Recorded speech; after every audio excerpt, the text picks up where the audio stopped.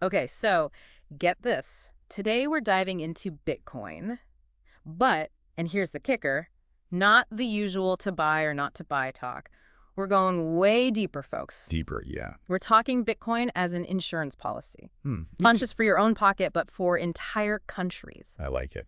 We're breaking down how this digital currency, this Bitcoin, is shaking up the balance of power, between governments and us, everyday people. Yeah, it's interesting because when you think about Bitcoin, it really flips the script on who controls the money. Right. Unlike, say, your dollars controlled by central banks and governments, Bitcoin operates on a completely different system. It's decentralized. Decentralized, meaning? Meaning it's not tied to any one government or institution. It uses this technology called blockchain. Think of it like a giant public digital ledger. And it's not just kept in one place. It's distributed across a vast network of computers. So no single entity, no matter how powerful, can just decide to, print more Bitcoin on a whim or manipulate its value? Exactly. You got it.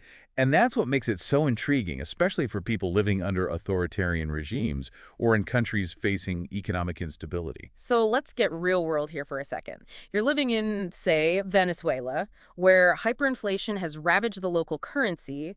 Your life savings could vanish overnight. It's a very real fear. But then there's Bitcoin, A potential safeguard. a way to hold on to your hard-earned wealth. Exactly. It's like a financial lifeboat in a sea of uncertainty. And the thing is, this isn't some far-off sci-fi scenario, right? This is playing out right now, as we speak, in different parts of the world. Absolutely. This is real people using it to navigate real challenges.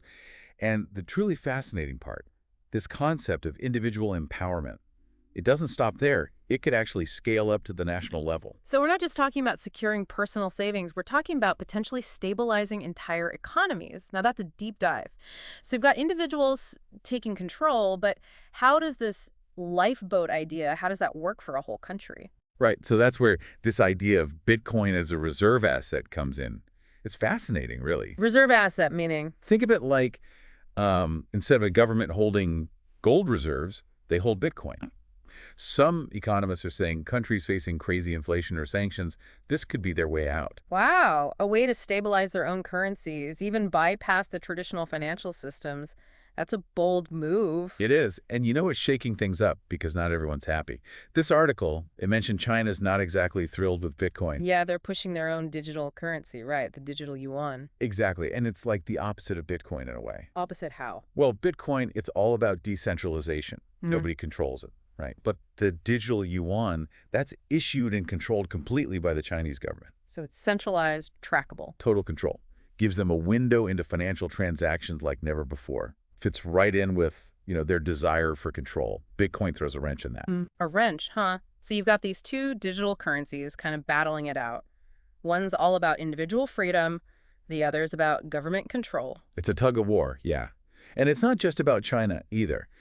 This article, it suggested the U.S. might be looking at Bitcoin a little differently these days. Really? How so? Think about it. The U.S. and China, there's some, let's say, tension there, right? Especially when it comes to economic influence. Oh, I see where you're going with this. The article hinted that the U.S., even though they're figuring out the whole regulation thing, they might see Bitcoin as a way to push back against China. Wow. So Bitcoin, it's not just about buying stuff online. We're talking global power dynamics here. This is like high stakes stuff. But how can it be this tool for freedom, this counterweight, if most people still just see it as, a risky investment? And that is the million-dollar question, maybe even a billion-dollar question. Right. This article, it made me realize, Right, for Bitcoin to really live up to this insurance policy idea, people need to look beyond the price. See the bigger picture. So how do we get there? How do we get people to see that bigger picture? It's like people need to see it working, see it in action to really get it. But will they even get the chance? What about regulations?